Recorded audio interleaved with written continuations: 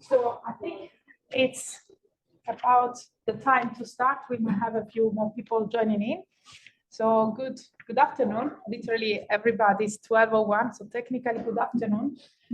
It's my pleasure to kickstart the Masterclass series of this year at the School for Business and Society, and even greater pleasure of hosting Christian Stanbury, who is the CEO of the Welsh Education Partnership Company, and is also accompanied by Roman Brian, yes, who is the brain of the company. So he's the one who will take the questions, and also an assistant project management. I will leave Christian to discuss, of course, and give a bit more details of his company, but I thought of giving a very quick overview of his background. I think Christian has uncovered senior management positions in various sectors, in retail, in the student accommodation sector, and more broadly in the asset management, both of public and private nature industry. He has also advised corporate boards on the development and implementation of strategy, which I guess for our student audience is a brain to pick on. And thirdly, he has an established track of fostering, building, and maintaining long-term relationships that, in a way, bring together customers, manufacturers, but also investors, right? We are talking today about how the private sector can really support the creation of value for public good, and it's a talk I think that is relevant for whoever is interested in either the public or the private side of the desk. Let's put it this way. The session is being recorded, both of videos and audio, so that it will be uploaded on the website. And I think without any further ado, the floor to Christian. Thank you very much, Christian. Thank you very much. Really appreciate the introduction. You described my role incredibly well, much better than I could have done. So thanks very much. And welcome to all of you online as well.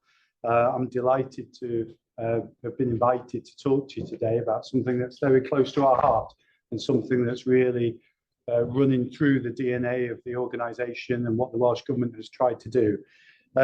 It's a really interesting topic at the moment because, of course, the budget comes out next week. And there'll be some discussions on how do you make the economy grow without much money. And actually, different funding formulas are available. We're an example of one, but there are others around that we'll touch upon over a little bit. But it seems that the mutual investment model and indeed WEPCo, the Welsh Education Partnership Company, has come under a lot more of the spotlight of late. So suddenly, which is quite unusual for me, I'm rather popular over the border in England at the moment.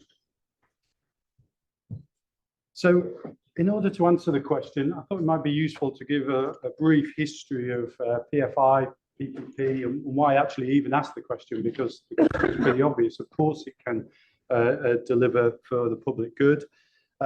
So I'll touch on that briefly because it's a bit of a hot potato.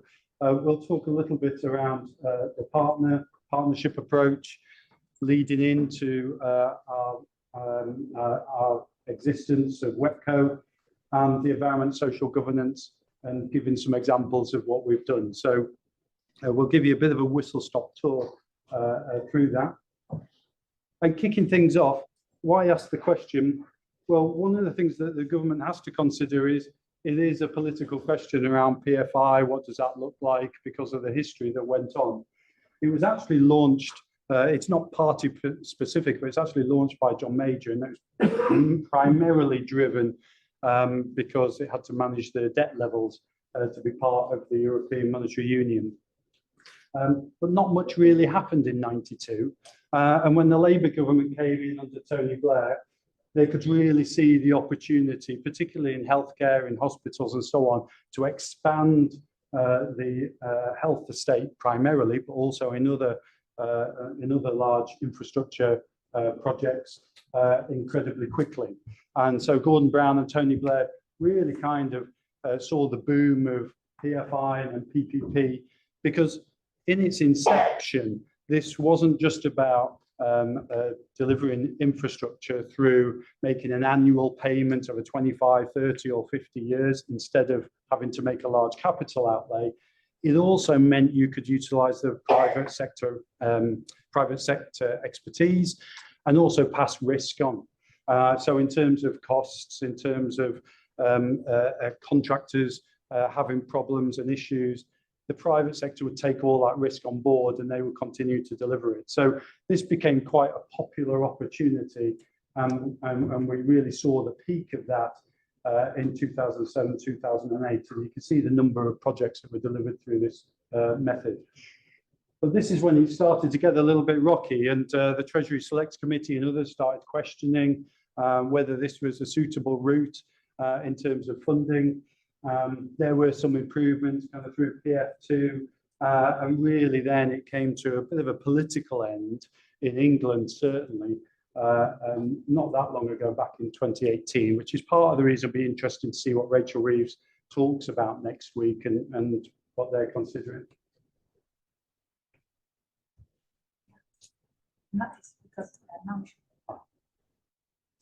And this was really, thank you, this was really the kind of beginning of the end. These kind of headlines were fairly common, and this is what really built the pressure on UK government, Philip Hammond, to say we're not using this method of funding infrastructure anymore because of some of the headlines around here. But you could see the peak in activity in the early 2000s, late 90s, and actually you shouldn't believe everything you read, of course, because the National Audit Office in 2003 said that 75% of projects delivered through this route were delivered in budget and on time, compared to the public sector and government projects, which was at 30%.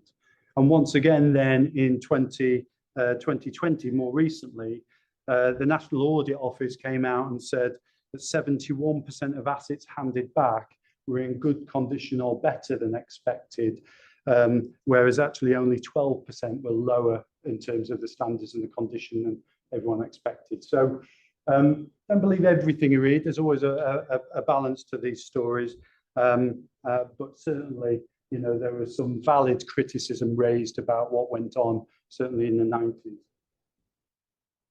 So the mutual investment model is an extension of PFI. It's a more mature version of what's gone on. And the Welsh Government had a look at this in 2016, 2017 and started to ask itself, how do we improve the education estate? How do we improve the health estate? Actually, this can work. We don't really have the money to fund everything that we want to do. So why don't we look at the lessons we've taken from, particularly in England, but across the UK, and develop our own model, and that's being called the mutual investment model. Actually, a lot of governments around the world use this. In the US, it's called P3, and there are different models that people are introduced, but they're all pretty much based around the same thing. And you can see it really at the heart of this was actually aligning the mutual investment model around the strategy of Wellbeing for Future Generations Act, in terms of the overall strategy of what they wanted to do in infrastructure in Wales. And a core part of this was delivering the social value and delivering community benefits. Some of the lessons they learned were taken from the old days of PFI, and in particular, one of the key areas was that the public sector is always a shareholder in the projects. So the Welsh Education Partnership Company is part owned by Development Bank of Wales, which is effectively the Welsh Government, wholly owned by Welsh Government. So you really have the transparency and accountability there. And of course, where there are returns, the government are seeing those returns as well as the private sector. So there really is a kind of a joint aspect to this relationship and this partnership. You start to embed the processes that really demonstrate value for money. You start to say, okay, well, actually, this is, in our instance, Welsh Government creation. These value standards have to flow all the way through. What's our governance? What's our processes? How do we expect the private sector to really deliver along these lines? and we talked briefly about the risk transfer, but you would have more mature conversations around how you would transfer the risk, because in effect, a large part of that is you're deciding, does that transfer back to the public authority or does that stay with the private sector? And at the core of the relationship you see in the top middle there is around community benefits. So the Welsh Government, when going out to tender, was saying this is a critical part of what you have to deliver here. And that's a key difference really between the old PFIs, asking far more from the private sector in relation to delivering social value.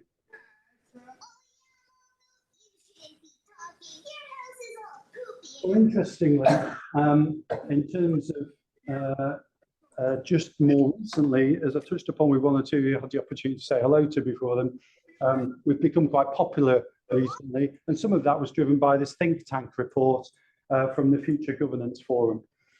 It only came out last month. We didn't contribute to it, but they absolutely called out what we were doing in Wales and the positive impact that we were having, and recognised that this was a more mature approach to what has gone on before. And what they've suggested to UK government is the setting up of the Infrastructure Investments Partnerships, IIPs, which is very, very similar to mutual investment model and what's gone on before. And you'll see they've produced here 7 pillars of what that might look like. And you'll see some similarities here with what we're doing in Wales. So it absolutely should be in line with the government's industrial strategy. And that's a critical part of what we are. We should ensure fiscal sustainability, so setting in caps on fees, return rates, what that looks like, and having full transparency in terms of how the business model is run. It should be mission driven, and it should have robust governance procedures, and of course the community benefit sits there as well. Like I say, I didn't write this for them. This was an independent think tank that came up with this a month ago, and understandably they mentioned the schools programme in Wales and what we would do. Crucially, you'll see at the bottom there, it really is around building a culture of long-term partnership, and this is such an important part of our creation, of what we're doing in the private sector. And a lot of organizations will say this. So I'm sure many of you will have met companies or come across or maybe had interviews with them, and they will say, we collaborate, we're transparent, we work in partnership. But it's like anything at university, people will say a lot of things to be friends with you, to gain favor with you. Sometimes you've got to demonstrate what they might do. And I think in terms of what we're doing, we have to really demonstrate those levels of partnerships. So Meridiam, that's the joint venture partner. When the Welsh Government went out to find somebody, they were looking for somebody who had demonstrable performance in these areas. So when we talk about social value, when we talk about in terms of real relationships long term, they found Meridiam, and they formed the joint venture, which is ultimately the Welsh Education Partnership. Partly because you could see here that the long-term engagement from Meridiam was clear. They weren't a fly-by-night investor. They don't come in, strip assets, get out. They're here for the long term, and over 20 years, never sold any of the assets, despite COVID, despite some of the challenges that they may well have had. They invest in critical infrastructure projects, roads, rail, airports, obviously education and others. But at the bottom here, you can see a real element of importance around the Sustainable Development Goals from the United Nations. Sustainability is now part of Meridiam's company bylaws, so it's a legal obligation from France, and it's a B Corp, which might not be too familiar with you, but there are real regulations around how the organisation is committed to that. So there was demonstrable evidence that actually, as a long-term partnership, Meridiam was right for the Welsh Government, and that's led on to the creation of the Welsh Education Partnerships. And here you can see the UN Sustainable Development Goals listed along the bottom that align in with the 5 strategic investment pillars that Meridiam has. So you can see a real synergy there when you're looking for long-term partnerships, like in any walk of life, do you share the same values? Do you share the common interests in what you're trying to do? And that was a key driver for the Welsh Government's decision to bring Meridiam on board. As part of that, what it asks all the companies that Meridiam has a share in is to use a platform called Simple, and that measures tangibly the social value and the community benefits and the impact that each of the companies are using on the ground.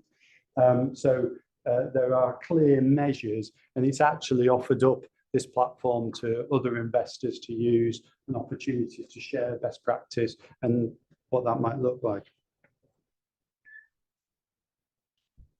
I'm not going to bore you too much with contract and legal elements, but here you can see that the mutual investment model has Meridiam now, Development Bank of Wales. They're the shareholders. They're shareholders in WEPCo, the company I'm blessed with running. We also have this relationship, of course, with Welsh Government and what we call participants, which is a clumsy way of saying local authorities, further education institutions who all signed up to this. Over 30 institutions across Wales signed up for the opportunity.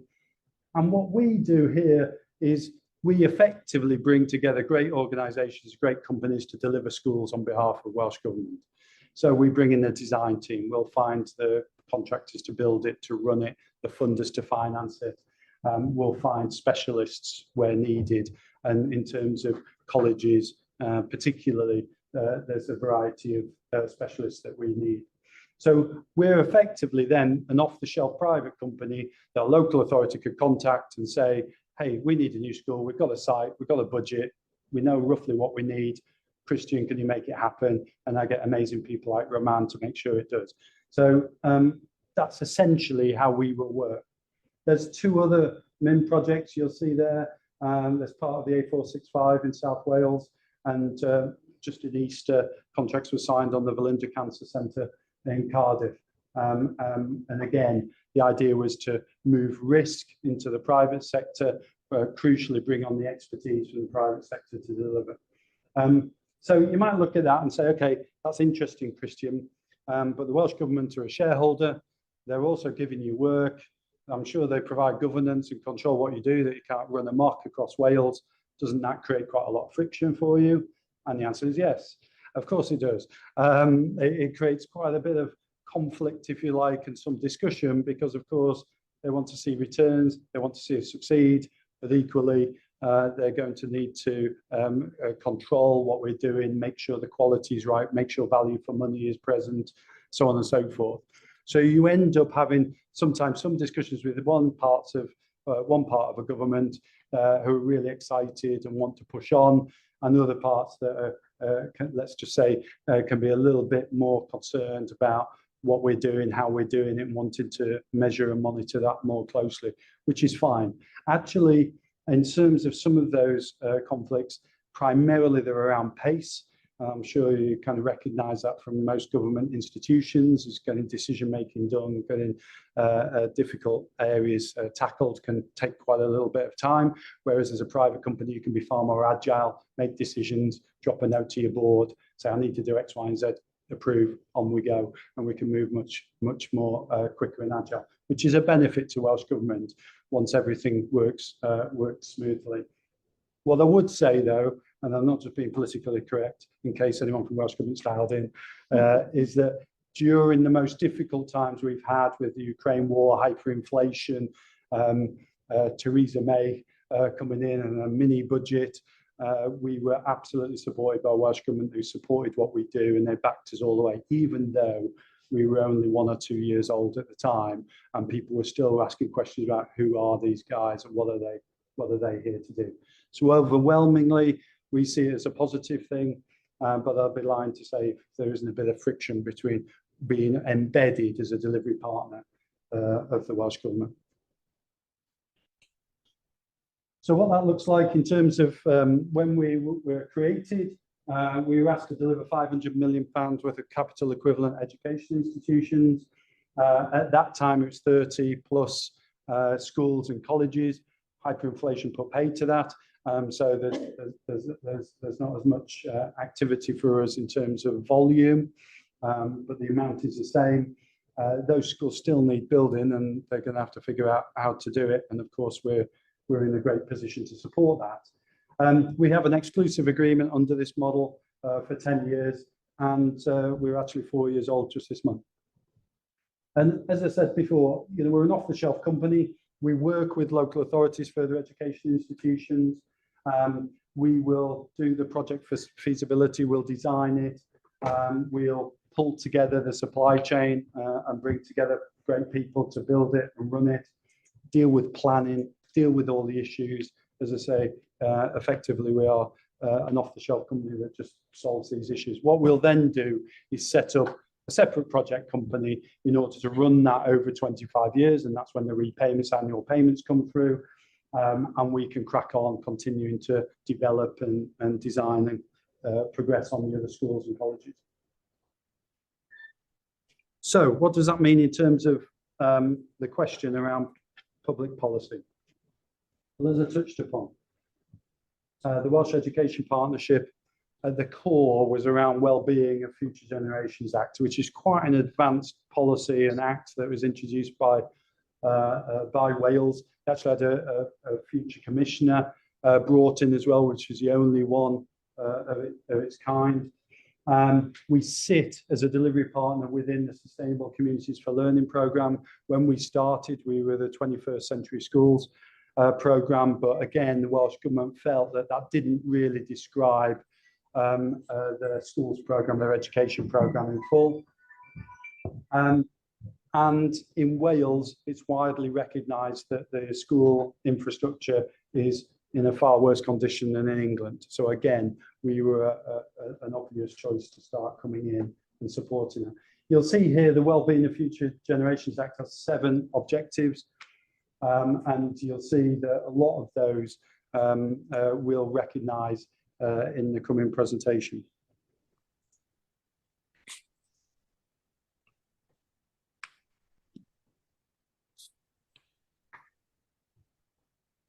Because in our environment, sustainability and governance approach, the social value sits at the heart. And again, this is all kind of nice, warm words, and I hope to show you some great examples later on.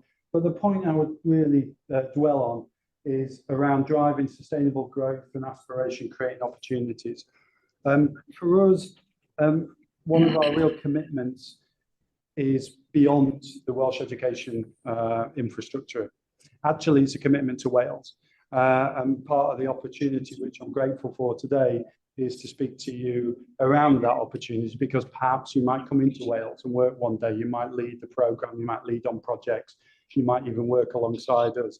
And that would be fantastic, because really we're here to boost the economy, boost the skills, support Wales in a lot of its objectives.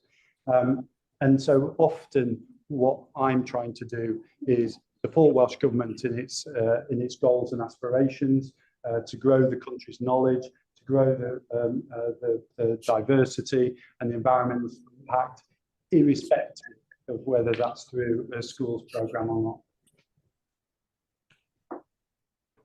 Here's a good example. Net zero carbon's popular topic. Everybody likes to have an opinion on it. And for us, we're learning a lot of lessons through the design, through the operation. We're able to measure the actual energy we're using.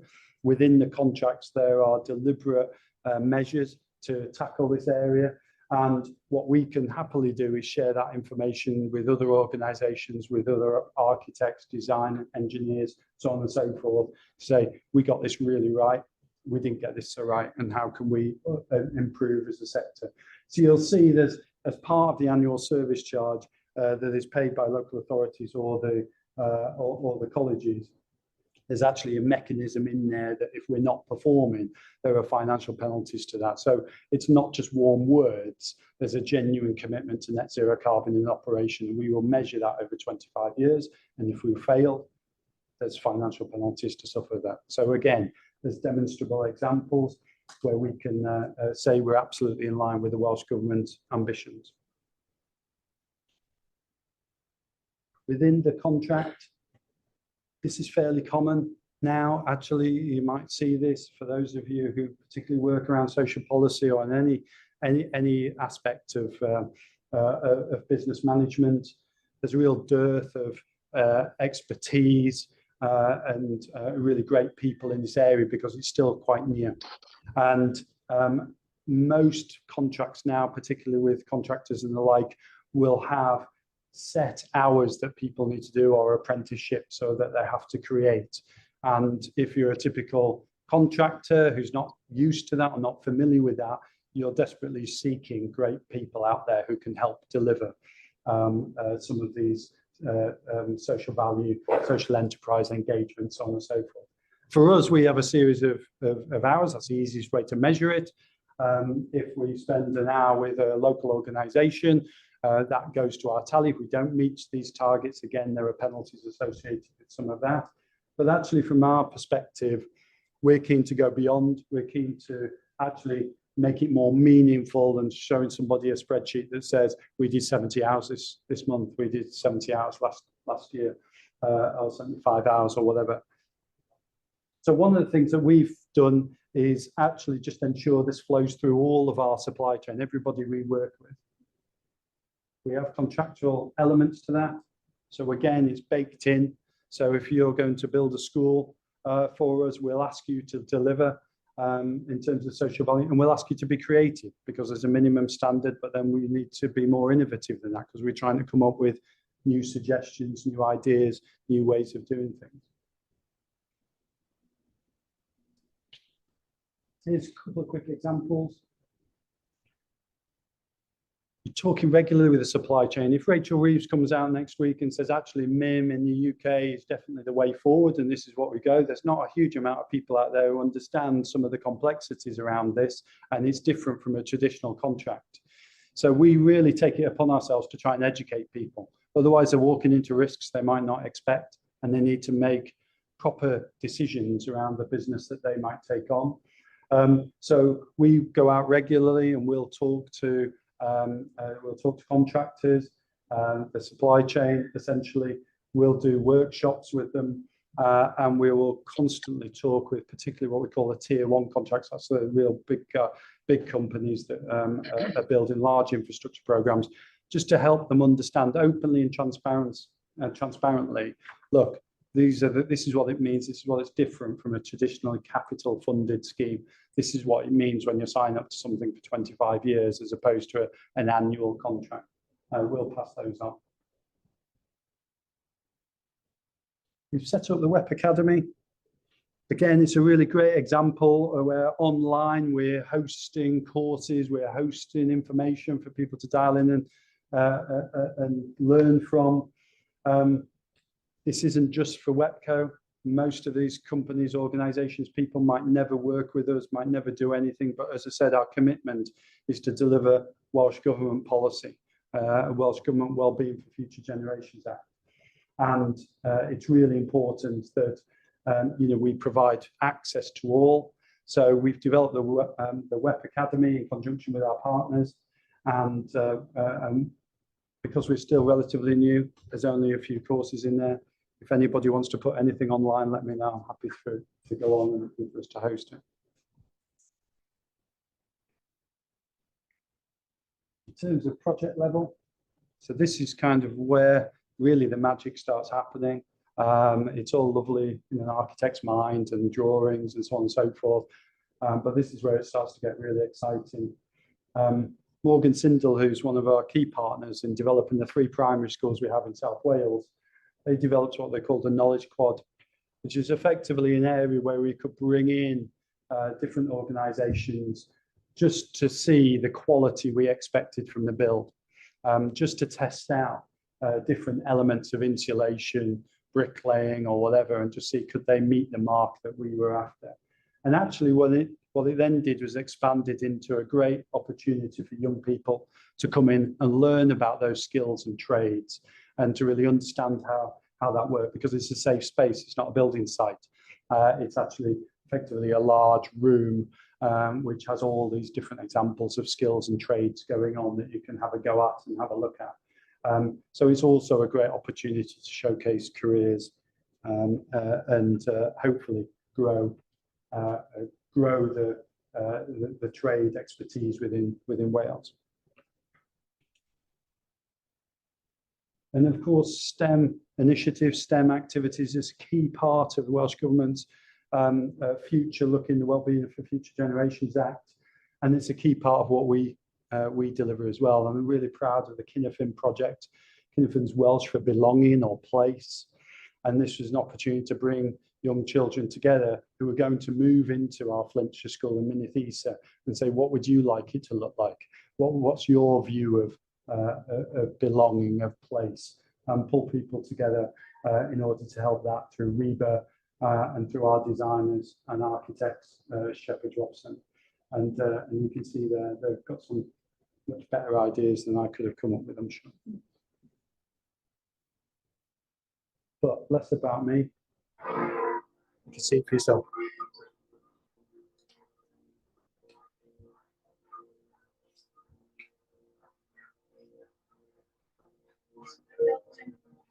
Time because these two architects called Ross and Harry came in and they are teaching us about architecture. They got a bunch of buildings and loads of houses and a bunch of trees as well. I've been doing a traditional school. I also like the town and how people design the stuff. It's really different. Like it's different to what we usually do. Three weeks designing like flats and houses together.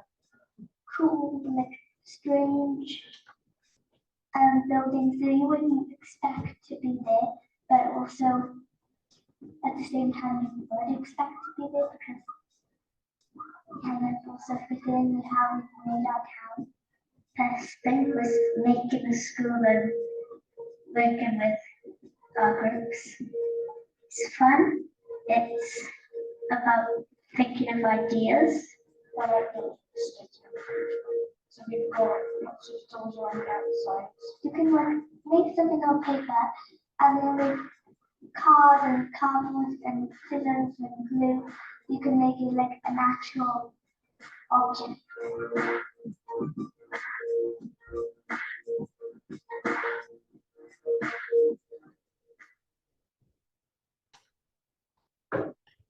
So that's the stuff I get really excited about, rather than fancy buildings, insulation and roof tiles and what have you, because that's when you start seeing the real value that we're able to add.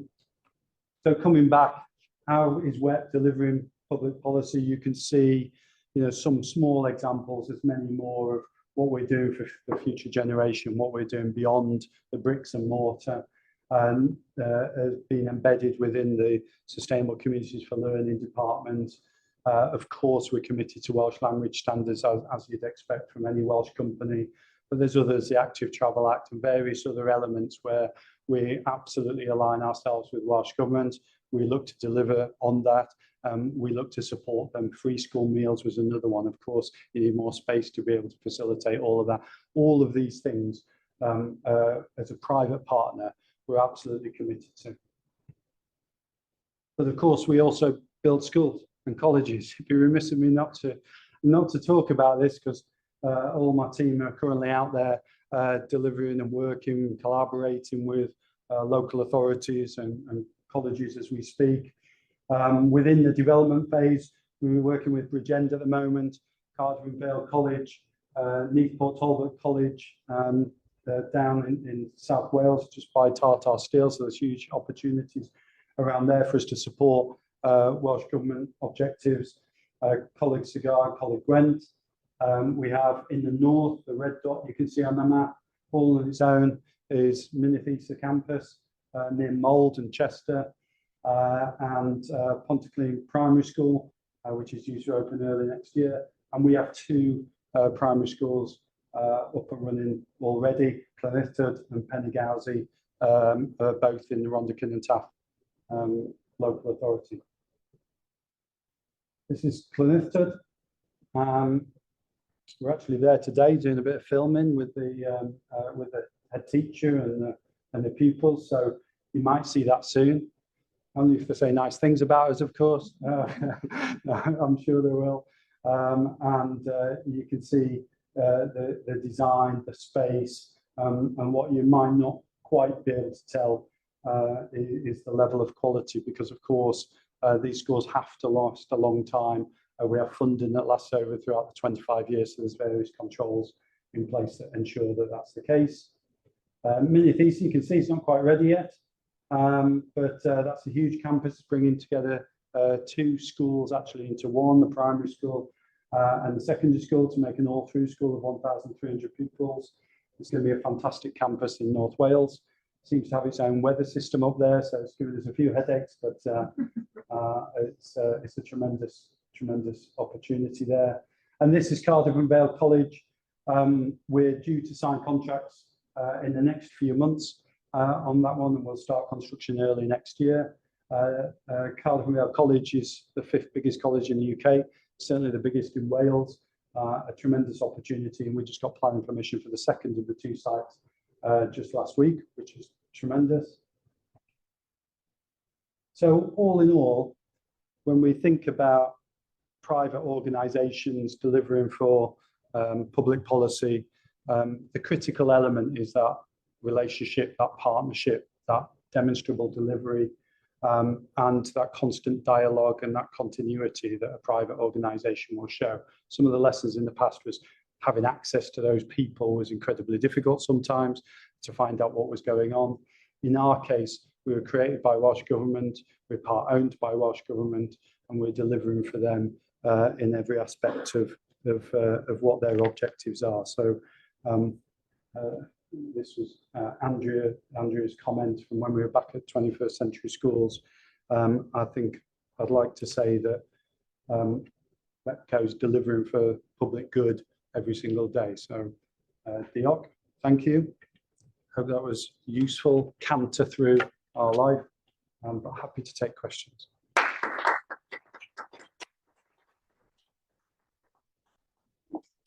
Much. I think I'm going to stop sharing the screen so that we can get the online audience as well on the screen. So that we can questions.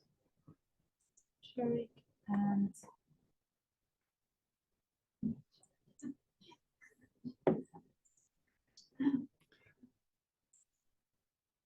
so questions from the floor. Thank you for this presentation. Lots of food for thought, I guess, but yeah. Anyone who wants to break the ice.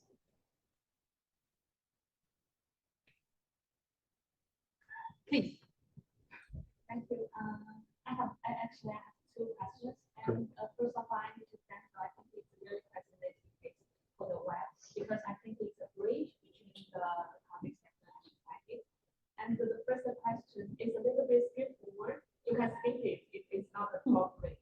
So how does the web function on sustainability from the financial perspective?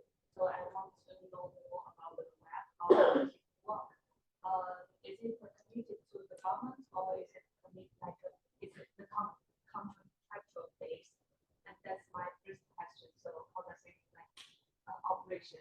Sure. And the second thing is more like your experience, because I know it's very like difficult task to make all of this like a partnership happen. So any interesting case and or any interesting like project recently, like you connect with the supply chain actors in order to make the project happen. So it's a general question. Okay, good. Thanks so much for that. Two really great questions. Firstly, in terms of the finance structure, so on, if I understood you, you're right. It was kind of how are the payments made? What's the kind of contractual structure? So in effect, in really simple terms, if we're building a school, say for £50 million, essentially what will happen is we will find funding for that. There are a capped set of returns that the Welsh Government have given us. And what they will do is once the doors open on that school, the local authority will start paying the project company, essentially through WEPCo, an annual fee for that. And then at the end of 25 years, they keep the school. So it's not a debt that the local authority or college is taking on. They're effectively paying if for want of a better phrase, a kind of renting of the building, but it's theirs. It's absolutely clearly theirs all the way through those 25 years. But at the end, they keep it. We maintain the hard services. So that basically is if you turned it upside down and shook it, anything that stays in, we maintain all of that. Or the cleaning, the soft services, as they're called, looked after by our client at the time. So in very simple terms, that's the way it worked. Everybody's clear on what their repayments are. Everyone's clear on what the interest rates are that they'll be paying on top of that. So it's a bit like you're going to lease a car instead of buying it. You have the terms in front of you. You say, okay, I'm happy to sign up for that. That's what I'm paying off over the next 25 years. So I hope that answers that one. And I'm happy to speak to you afterwards and give you some more details if you wish. There's nothing hidden about that. And apart from the return rate. But in terms of the second question, my experience, I guess, in terms of the challenges and some of those relationships and partnerships, I guess the best ones really came through the hyperinflation period when the Ukraine war started. Traditionally, to give you one simple example, you would ask a contractor to price a project, price a school. They would lock in prices maybe 3 to 6 months with their supply chain. They would go out, find everyone and say, this is what you've got. This price is valid for 3 months or 6 months or whatever. When the Ukraine war started, nobody could secure a steel price for more than 24 hours. It was changing so rapidly and it was going up over 100% often in a day. So actually, how we were trying to get fixed prices and secure prices was incredibly difficult. But when you're the new guy and you're sat in front of the Welsh Government saying, I can't tell you what the price is because this is going a bit crazy, you need a huge amount of trust and you need a huge amount of openness and transparency around that. And I think, you know, we really lent on our relationships and our partnerships at that time, where we were able to talk about, you know, our commitment to value for money, what that felt like, what that looked like, in a very authentic, open way. Where we couldn't demonstrate it and we felt it was a bit more difficult, we were open about that. Where we could, we were able to support that with some evidence.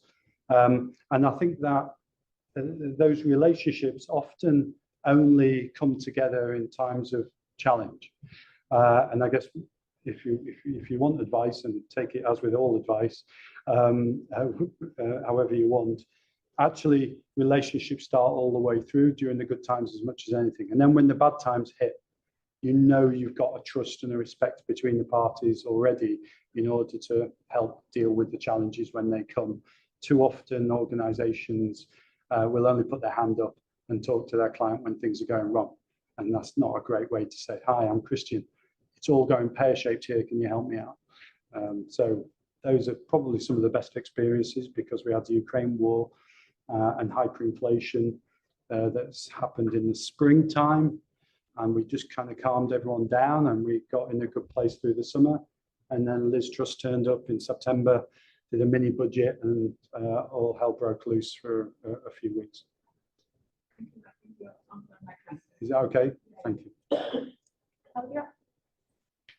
No, it was a question about the financial agreement.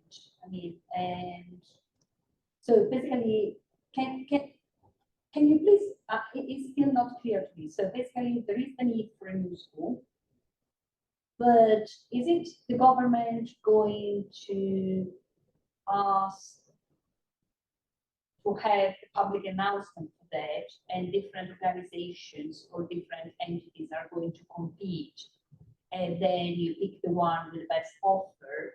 And if it is not like tender process or something like that, is it like just you going for it?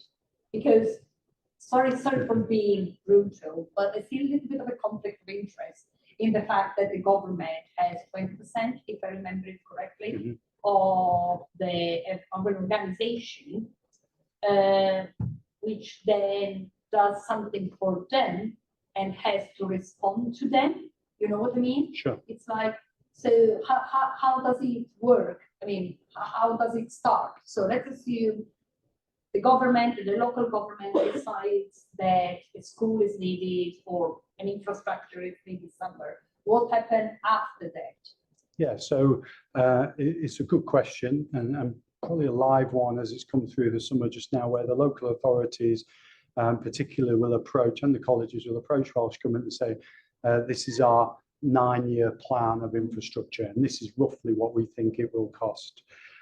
What they will then look at, because they're the ones approaching the Welsh Government for funding, is they will look at, can we afford this school through a capital route? Do we have the money, or could we borrow the money ourselves to build the school? Or actually, would we prefer to fund this through our revenue, through our income stream? And that's where the mutual investment model comes in, and that's where WEPCo might come in. So the request always starts at local authority level or further education institution, and they will go to the Welsh Government to ask for funding for that. So they will often drive that, drive some of those requests and say, actually, we can't afford these schools through the traditional capital model. We'd rather pay for it over 25 years through this funding. The Welsh Government actually pays a proportion of both. So through capital funding, the Welsh Government will pay 65%. They'll make a contribution of 65%. Through the model we use, it's 81%. So there's a choice there. So the local authority will decide. They'll say, I want this school. The Welsh Government will sign that off and say, yes, through capital, and we'll give you 65% in order to do that. Or yes, we'll pass this on to Christian once we've done the relevant due diligence and WEPCo, and we'll ask them to deliver it, and we'll fund the 81% of that. As always, it's not a free ride. There is limited funds in both camps, like in any of your household budgets. You can decide to buy a car because you've got enough savings, or you can decide to buy it through a different funding method. It's kind of the same principle. The Welsh Government, they can't afford necessarily to fund everything through capital, but equally they can't really afford to fund everything through their revenue stream either. So it's always a balance. And then often what they'll do is they'll decide on risk profile as well. So if it's big and complicated and they feel the private sector is better delivering that, they might say, actually, WEPCo, could you do this big complicated school like a mini visa? If it's small primary schools and the local authority has lots of experience of doing it, and it's relatively small cost, the local authority might decide more likely. The Welsh Government could even say to them, actually, we feel that your funding through the capital stream will be a little bit easy for us.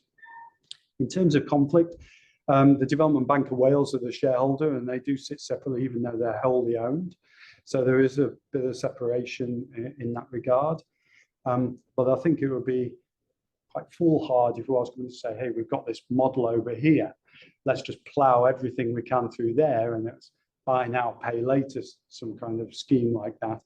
That would not be prudent at all. And I'm pleased to say that's not how the Welsh Government Treasury looks at it. So they can use us, or they can decide not to use us and give us work. It's entirely up to them. But we have an exclusivity agreement, having gone through the tender process originally. So Meridiam was selected as the joint venture partner. So if it's coming through this revenue model and it's a school or a college, we have an exclusivity agreement around that, so it will come to us.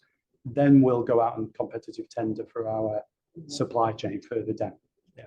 So, which I guess the follow-up question is how, if it can be discussed, how are the dividends that the government gets through the organization used, and is any of this money used to fund the other route?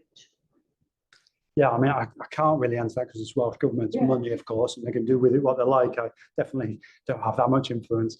But yes, actually, what happens is, so once the doors open, in effect, and payments start being made by the local authority, essentially, they'll turn into returns that come back to the Welsh Government, and they can use that money to continue to fund schools in other ways or other infrastructure, whatever they want. That will be the real value creation, right? Yeah. Well, I mean, in financial terms, otherwise, someone who is a bit skeptical can say that there is an interest in making as many projects as possible go through you rather than be financed directly by the government. First of all, because they don't have to put money into it, and second of all, because through the company, they should, assuming that the company goes well, they should earn dividends, which, I mean, is what the shareholder, I guess, wants at the end of the day, right? But then if then part of that money is at least used to fund the project that for some reason cannot go through you, it makes it financially a little more, seems a little fairer, I would say. Yeah, I guess that goes for anything, doesn't it? It's like the road tax. Does it go on the roads or anything else? I guess there's a wider challenge around all of that. I guess what I would say is, in my view, and this is only in my view, I'm not speaking on behalf of the Welsh Government, the primary driver for the shareholding is transparency and visibility and accountability. The returns, are obviously significant, but they're not really so significant that the Welsh Government will be relying on them through the 25 years.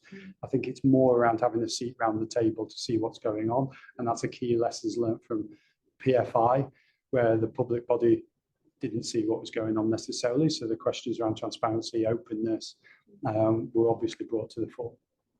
Thank you. I have a question that actually connects to that. Then we can go also, the audience tonight, please raise your hands. So this idea at the beginning, you were saying that there was a tension, right? They were wondering, is this something we can trust? And I wonder whether that is because of the difference between public and private, so a different perception of what, a purpose of both. And there was, it could be, or if it's because, the machines, you mentioned about agility and bureaucracy. So where was the tension coming from? Is it like, knowing each other or being two different beasts, so to speak? A bit of both, and I'm not deliberately sitting on the fence, but when WEPCo was created 4 years ago, I saw headlines in local press saying, if he walks like PFI and talks like PFI, it is PFI. I saw councillors coming out and saying, we will never use MIM. And there's, the headlines I showed were obviously felt long and hard by several members of the community, and also I'm sure a few people within Welsh Government as well. So I think there was real tension there, and there's real scepticism of the unknown. If historically you just say, I need a school and I'm applying for a grant in effect from the Welsh Government, and they're going to pay 65%, and then I go out and I control the procurement, the supply chain, the contractor, and I can find who I want to deliver this school for me. There's comfort in that. There's a real sense of security now. If instead I'm sending an email with a load of information to Christian, who I don't know, how does that work, and what will he do, and what will the team do? Because they're a bit weird. I don't think I'm that weird, but I'm kind of at arm's length. So I think there was some natural tension in and around all of that, in that we were different, and change is challenging for some people.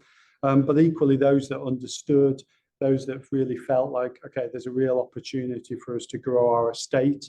We can afford it through this method. We can run the numbers, and it works for us.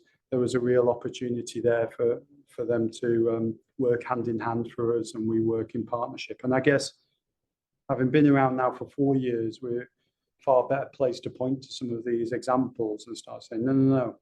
I know it was warm words at the beginning when we started, but these are now being demonstrated through, and I'm still thoroughly involved with all of the projects at whatever stage they are, and supporting and helping whatever we can. So I guess there's a variety of friction, a variety of pulls. We're a bit different. We're a bit strange for some people. There are some political hangovers in relation to that in terms of PFI. But from my perspective, we're an opportunity for people to deliver education infrastructure. And, if people decide they don't want to use that or go down that path, that's fine. My grandparents never wanted to use credit cards. That's okay. I'm not objecting to that. Does that help? Yes, it helps. I have another question, but I want to go back to the audience. Yeah, please. I think it's quite interesting in terms of the model, and you see that in light of the lack of European funding, you see yourself as a a substitute for European Development Fund? I don't think we're a substitute necessarily. We're kind of an alternative, if you like, and I think we are seeing that indirectly flowing through. I mean, I'm sure you're seeing it here more than I am, because naturally, when grants and opportunities for funding have left from the EU, you have to look at other sources of income, other sources of opportunities for you. So particularly through the colleges, I think, really feeling for them at the moment, because they've been hit by the impact of EU, and actually that might bring us into play far more. It might not, because actually if you've got less revenue coming in, you can't quite afford the facilities that you wanted to do through our kind of repayment model, if you like.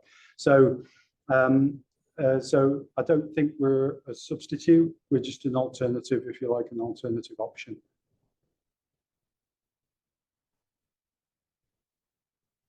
Yes, please. I was just interested about the cultural side. As you mentioned about Welsh language, Welsh sources is a split to the side. Obviously, that's really much Welsh actually. So just wondering how. Yeah, good question. I think actually ties in with our inception, where they changed what was then the Minister for Education. Their portfolio became the Minister for Education and Welsh Language, and actually broadened that out. And again, it's another great example where we saw that and we recognised that, and we put in place, we had in place from inception our Welsh language policy that we stick to.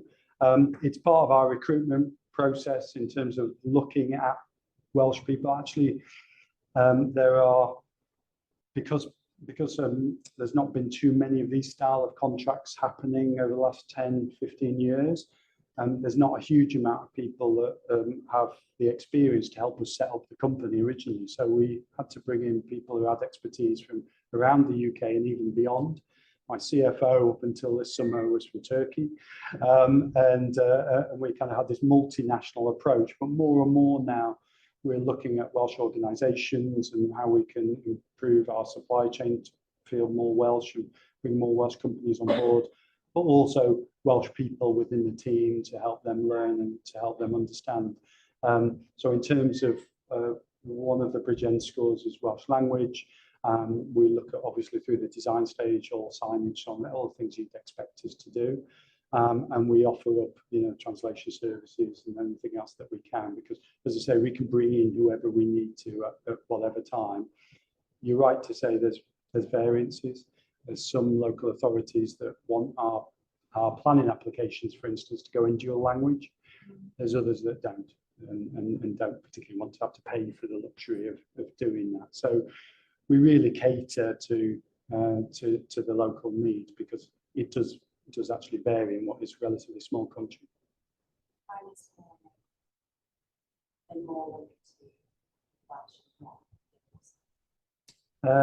Yes, I would say that, but it depends in terms of the patches. So certainly in West Wales, the Welsh language is more prevalent, but actually Welsh Government's pushing Welsh language far more through the curriculum. It's real driver. They recently changed all the signs to reflect Welsh language first, English second, whereas previously it had been the other way around. And there's a real commitment to the Welsh language within Welsh Government and increasing its use. And that's certainly, I've seen that in the last 4 to 5 years really start to grow quite quickly. I have 2 questions. So I'm more interested in the ground level, really, how social value gets delivered in communities. So could you say a bit about who it is that does that and how they go about that, that community and voluntary sector engagement and what that looks like, and talk a bit about social enterprise. And I suppose secondly, there's obviously there's pockets of deep deprivation in Wales, as you all know, but thinking about particularly young people, for example, who aren't in education and training, who maybe aren't in the school system, aren't within any of these kind of facilities that being developed. Is there any plans, or have you got any thoughts about how social value work in terms of engaging those particular groups? Yeah, good questions. I think in terms of on the ground, you know, we have a reasonable amount of knowledge, but it's never as good as our clients' knowledge and the local authority or the college. So one of the first things we do when people talk to us and say, we really want a school or we really want a college, is we say, okay, this is a really important part for us. Who can we speak to in the local authority that has connections with local voluntary sector, local services, social services? How can we help? And we will try and tailor it to their needs. Because as you say, there's real pockets of deprivation in parts of Wales, there's others less so. And so the needs can vary from a remote local authority potentially in Mid Wales versus one in Cardiff. So we will always go to people and say, look, this is kind of what we've done already. Does anything here match what you're doing? And how can we support that through the experts we're building around us? Because, you know, we could have you know, almost up to 100 people providing advice from a variety of organisations to make something happen. And of course, they could provide some training and some support in whatever way it can. On a smaller local level, we've committed to a local children's hospice that looks after young people who will never get to experience our schools and colleges. And we go there regularly to try and provide that support. So again, we're trying to do our small bit in terms of the local area ourselves. And then for the long-term unemployed and for, I think, those who are facing challenges getting into employment, it's a real opportunity, particularly through the colleges, for us to make a big difference. So we've been in conversations with them a lot. It's part of what we build into our contracts with our the people who are building our schools and colleges, those who are running it. If you are delivering community benefits and social value over 25 years, as we are, you can do a heck of a lot, and you can look really long term at measuring the difference you can make to those who are out of work for long periods of time. So again, we measure that. We measure that through courses we might put on, through Web Academy, and these kind of things. And Roman, God bless him, who comes up with different ideas from time to time through talking with local authorities. So this is a real need. Is there anything that we can do to support that? We might not have the expertise, but our job is to go out and find the expertise and bring them in. And that's where I do think there's a real opportunity, because this is going to become more and more prevalent in government contracts, where they say, actually, you can bear the cost and the challenge of delivering these services, so we don't have to in some respect. Does that answer your question? Thanks. Anyone else? I have one additional question. Aware that we have students among the audience, right?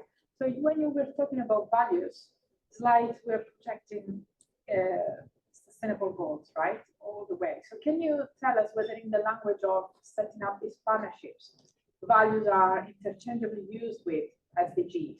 So for the students that in 2 or 3 years down the line, they will be looking for jobs or setting up these partnerships, why not? Whether that is where we are moving, because it's clear that the sustainable impact of such a project and partnerships. But do you reckon that's become the outcome of having to find a common language between private and public bodies? Yeah, definitely. And I think it's a really great point, because again, over the last 10 or 15 years, you may have seen a change. Certainly I've seen a change in a lot of large institutions, where if you go on their websites now, it talks about their values and who they are and what they are, rather than what they do. So particularly, if you go on Aviva or large insurance providers or investment firms, they're talking about who they are and what they believe far more than what they do, and that's been quite an interesting change from probably a more corporate philosophy of we can provide this commitment in terms of returns, in terms of what we're delivering. So I think naturally it's starting to move, in my opinion, and I think the likes of Meridiam got on board with that and saw an opportunity 20 years ago when it wasn't really considered. I think for those people who are looking for work, looking for opportunities, that's a really great place to start, is look at where the alignment of the values are, looking at the alignment of behaviors. Many years ago, I've done a variety of interviews over time, and one of the things you're really looking for are actually the behaviors of the interviewer as well. And so, is this an organization I really want to work with? Are they treating me like an asset?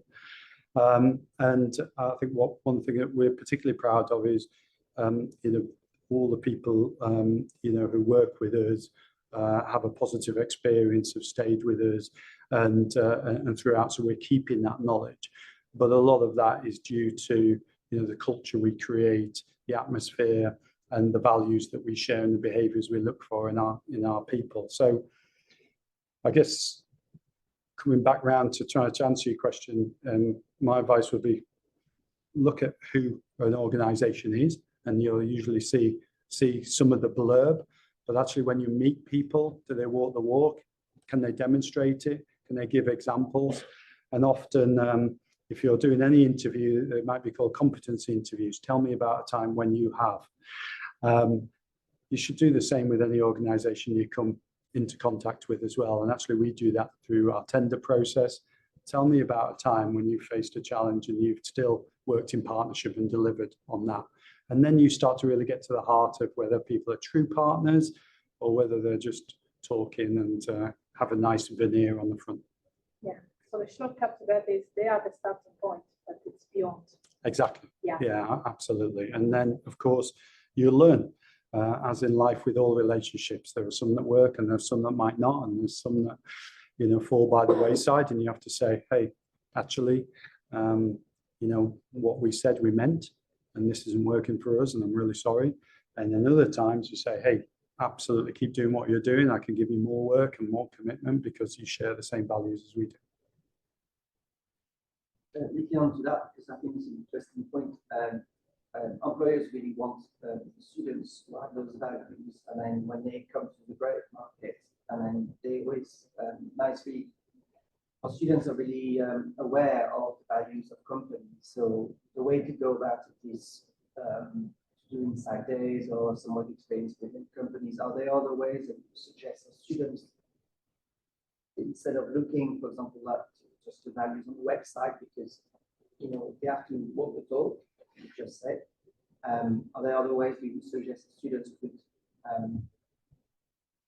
highlight more? Yeah, I mean, it's about networking with people, obviously, but yeah, I think You that's mentioned about the Web Academy, right? Is that something that there's possibilities of learning more information. I guess that's more around skills and knowledge.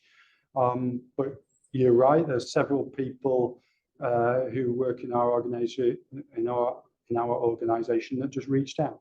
Our latest member, Maneni, she's fantastic. She helped with the presentation actually, and did a great job. She's just been with us 4 or 5 weeks, and she just reached out and said, hey, I've heard a lot about what you guys are and who you are. Can I come and work for you? Can we do a few months and just test this relationship out and see if it's real? And it's people just reaching out and having the confidence to do so. LinkedIn is brilliant for that. I'm going to get a barrage of interest now, potentially. But genuinely, I don't mind. I think for most people, they want to see, the bright minds of the future, the people that are going to go ahead, people in this room online who will do far more than I ever did. And anything I can do to encourage that, I'm happy to do so. And actually, I think a lot of people who are often in senior roles feel the same way. So use LinkedIn, reach out, make your contact personal. Rather than, I get lots of blanket stuff from salespeople all the time. Do you need a painter, a carpenter, or whatever? we get that as well. Yeah, I bet you do. Exactly, but so make it personal. Hey, I saw your presentation, or I read an article you're involved with, or I saw this. I'm really interested to learn more about X, Y, and Z. And what you'll often find is there are good people out there that will say, hey, why don't we catch up for half an hour or have a chat and see what your interests are? Nothing may come of it. In fact, most of the time it might not work out, but you've made an impression and you never know, people might contact you later. So Lisa Garfield, a member of my team, who's from South Wales, we had a wonderful conversation. I said, I haven't got anything for you at the moment. But when I did, nearly 9 months later, I gave her a call and said, are you still available? She said, no, actually, I've just found another job. I said, okay, well, I have something and might be of interest to you. And she joined us 3 months later. The traditional method of approaching directly still works then? I think so. I think it's quality, not quantity. So the conferences I go to and the events that people will have for students, sometimes you don't quite get under the surface of it. You have people there kind of representing an organisation, but they might not be the key people you really want to talk to. So that's good for quantity. I'd suggest think about quality and how you approach and who.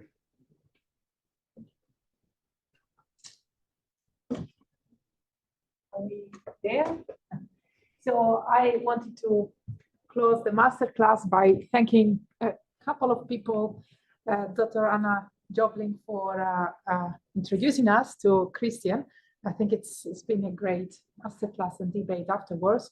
And also Fabienne, who is the career consultant and is always there making sure that the masterclass is actually, I got all the ingredients on. So thanks, Fabienne. And thanks everybody online and on campus for joining us. And above all, thank you to you two for traveling. No, my to pleasure. York. Thanks very much for the invitation. Thanks to everyone online.